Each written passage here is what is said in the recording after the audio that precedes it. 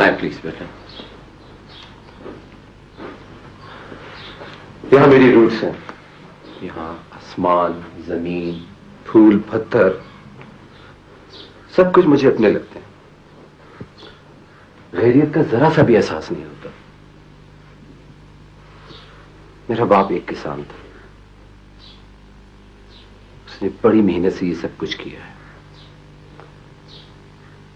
उनकी ख्वाहिश थी कि मैं एक बड़ा आदमी बनूं। उन्होंने मुझे पढ़ाया लिखाया और मैं बड़ा आदमी बन गया। फिर यहां से निकलकर मैं क्रिकेट की दुनिया में चला गया। बड़े बड़े होटलों में रहने लगा। तब ये जगह मुझे बुरी लगने लगी। मैं समझने लगा कि ये सारे लोग मेरे दीवाने हैं, मुझसे प्यार करते हैं। सही भी था एक हद तक, लेकिन इस तरह मैं अपनी जमीन से दूर हो गया और भूल गया सितारे जब तक चमकते हैं अच्छे लगते हैं, बुझ जाएं तो बेनिशान हो जाते हैं, पत्थर के टुकड़े रह जाते हैं। ऐसा तो नहीं। लेकिन अब मेरी जात मेरे अपने लिए। अगर कोई मुझसे मिलने आता है तो मेरे अपने लिए आता है। अब मैं परछाई नहीं। अस्सलाम वालेकुम। आइए कशमाला।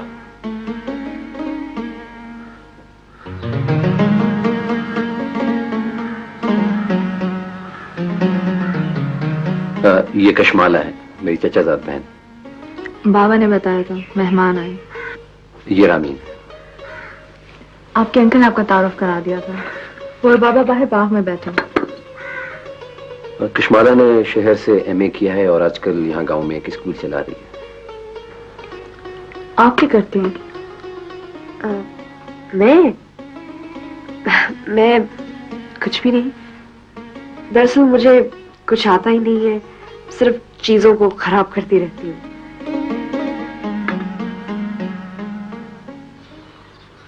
मगर वकार इतनी जल्दी मत करो। अरे भाई जल्दी तो आपको थी, पर अब जब बात तय हो गई है तो इसमें देर क्या करना। लेकिन वकार मुझे थोड़ा सा तो वक्त दो। तुम जानते हो उस उम्र में ये अचानक की तब्दीलियां नर्व्स बिल्कुल खराब कर देती हैं। मैं तो हिल गई।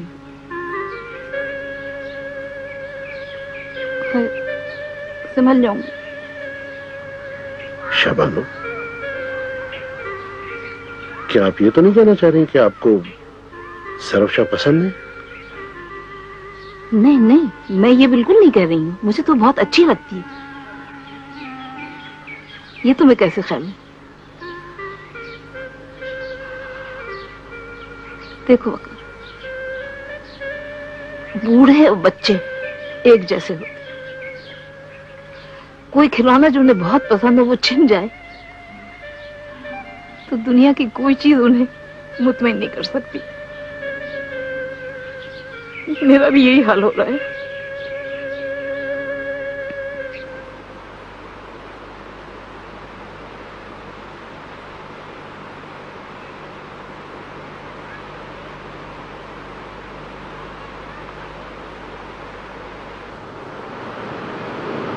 कशमाला बहुत अच्छी लगी। हाँ, कशमाला से मेरी बहुत बचपन में मंगनी तय हो गई। फिर मैं चला गया, वो वहीं इंतजार करती रही। इतने अरसे बाद जब मैं वापस लौट कर आया हूं तो वो वहीं थी। उस वक्त मैं बहुत टूट चुका था। मैं बिल्कुल समझ रही हूँ आपकी बात। मैंने आपको हर्ट तो नहीं किया? बिल्कुल भी नहीं, बल्कि फराज साहब आपने मुझे बहुत बड़ी खुशी दी। आइए चले घर चले, आपको चाय पिलाता हूँ। एक शर्त। जी? कशमाला के हाथ की चाय पिएगी।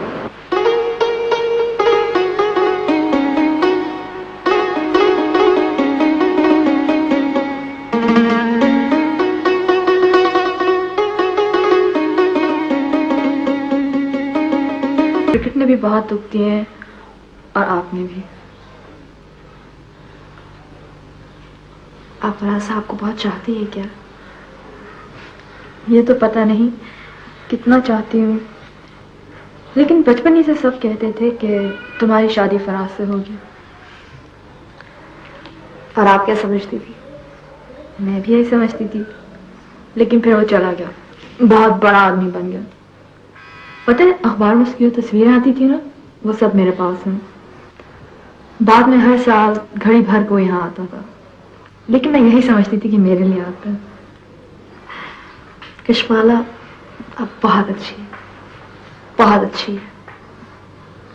फराज साहब ने बहुत कुछ खोया है, लेकिन आप मिल गई हैं तो उन्हें सारी दुनिया मिल गई है। अब उन्हें किसी चीज की जरूरत नहीं पड़ेगी, न शोहरत की, न दौलत की, और न ही किसी और की। रामा, आप उसे प्यार नहीं करती? मैं? फराज साहब मुझे बहुत अच्छे लगते हैं, लेकिन वो बात नहीं है। कशमाला, हम बहुत से ऐसे लोगों को प्यार करते हैं जो कि सितारों की तरह चमकते हैं, जैसे अच्छी आवाजें, अच्छे शायर, अच्छे अदीब और अच्छे खिलाड़ी। आप मेरी बात समझ रही है ना? बिल्कुल समझ गई। फराज साहब क्रिकेट की दुनिया में रहे या ना रहे, उनका नाम जब भी लिया जाएगा बहुत प्यार से लिया जाएगा, और ये वो प्यार नहीं जो मुट्ठी में बंद हो जाए। आप बहुत अच्छी बातें करती हैं। नहीं, मुझे तो ढंग से कोई बात करनी ही नहीं आती, सब यही कहते हैं। फिर पता नहीं कब और कैसे ये बातें खुद ब खुद ही मुझे आ गई। आपको जरूर किसी से प्यार हुआ होगा। पता है, जब प्यार होता है ना, तो उजाले हमारे अंदर उतर आते हैं, हर चीज उजली लगती है, बातें भी, लोग भी। अरे, आप खुद ही इतनी अच्छी बातें करती हैं, कौन कहेगा कि आप गांव में रहती हैं? गांव में रहने से क्या होता है, लोग तो हर जगह वही होते हैं, दिल भी वही होता है। इसी बात पर तो मैंने आपको बुलाया था। आपने बुलाया था?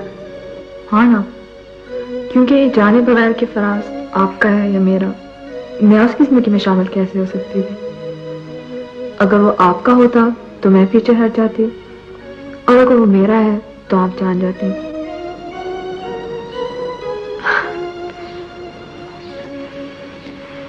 कशमाला, फराज साहब आपकी हैं, सिर्फ आपकी। मुझे ये भी मालूम है कि आप बहुत खुश रहेंगी, क्योंकि फराज साहब आपका बहुत ख्याल रखेंगे।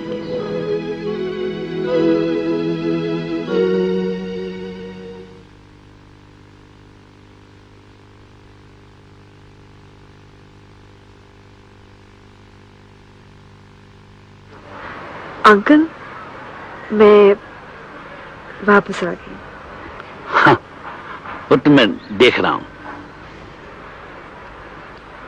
आप पूछेंगे नहीं कि वहां क्या हुआ? भाई, बताना चाहोगी तो खुद ही बता दूंगी। वो फराज साहब कशमाला के साथ शादी कर रहे हैं, बहुत खुश हैं वो। और तुम? अंकल, शायद आपको यकीन ना आए, या फिर शायद किसी को भी यकीन नहीं आएगा कि मैं भी खुश हूं, बल्कि मैं सचमुच बहुत ज्यादा खुश हूं। मुझे तो हैरत है कि मुझे जरा सा भी अफसोस नहीं हुआ, जरा सा भी दुख नहीं हुआ। ऐसा क्यों है अंकल? ये तो तुम जानती हो कैसा क्यों। आपको मेरी बात पे यकीन तो आया ना? हाँ, यकीन आ गया। यकीन ना होता तो मैं तुम्हें यहां लाता ही। हालांकि मुझे खुद भी यकीन नहीं आता। मुझे तो अब अपने ही सच और झूठ की पहचान नहीं रही।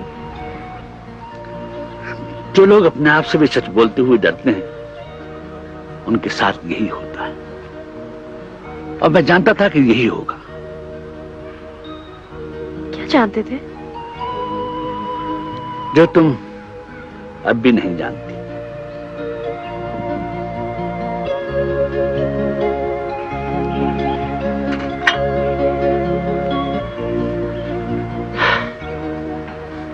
सुनो, सोचता हूं कि आज तुम्हें अपने दिल की बात बता दूं, इसको तुम सुनने की हकदार हो। कौन सी बात? डरो मत, ये मेरी बात है, मेरा एतराफ है। मैं भी तुम्हारी तरह अपने आप से बल्कि तुम सबसे झूठ बोलता रहा हूं। 15 साल से मैं बोझ अपने कांधे पे उठाए फिर रहा हूं। सोचता हूं कि थोड़ी देर को उस बोझ को उतार कर सस्ता लूं। मैंने कहा था ना, मैं अकेला हूं, मेरा कोई नहीं है, मैंने हजारों इश्क किए, करता रहता हूं। ये सब झूठ था, गलत था। 15 बरस पहले मेरी बीवी मुझसे तलाक लेकर और मेरे बेटे को अपने साथ लेकर कहीं चली गई। 15 साल से मैंने अपने बेटे को नहीं देखा। सुना है बहुत पढ़ लिख गया है, बड़ा हो गया है। वो तो मुझे नहीं पहचान सकता, मगर मैं तो उसे पहचान सकता हूं, उसे ढूंढ सकता हूं, उससे मिल सकता हूं।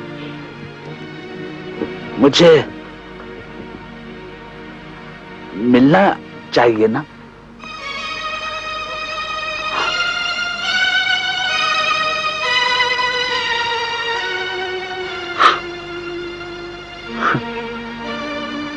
अंकल,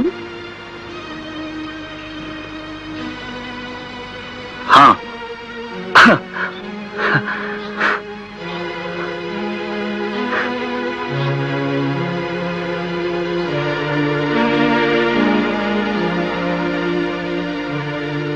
हाफिज साहब।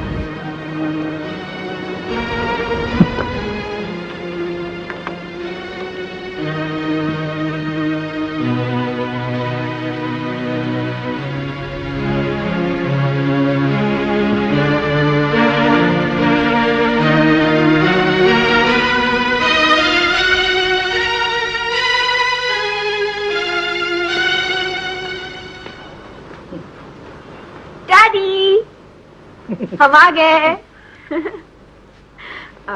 डैडी, आप मुझसे नाराज तो नहीं?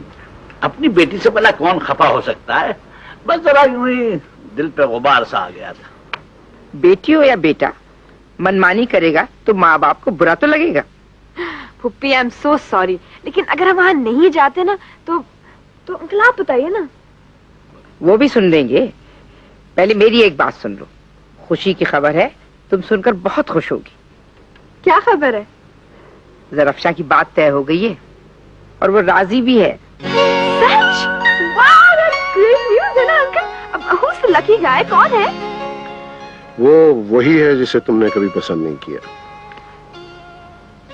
हमेशा इनकार करती रही। आफ्टर ऑल तुमने अपना फैसला खुद ही कर लिया। बहरहाल मैं उन पेरेंट्स में से नहीं हूं जो अपनी जिद की खातिर अपने बच्चों की खुशियां तबाह कर देते हैं।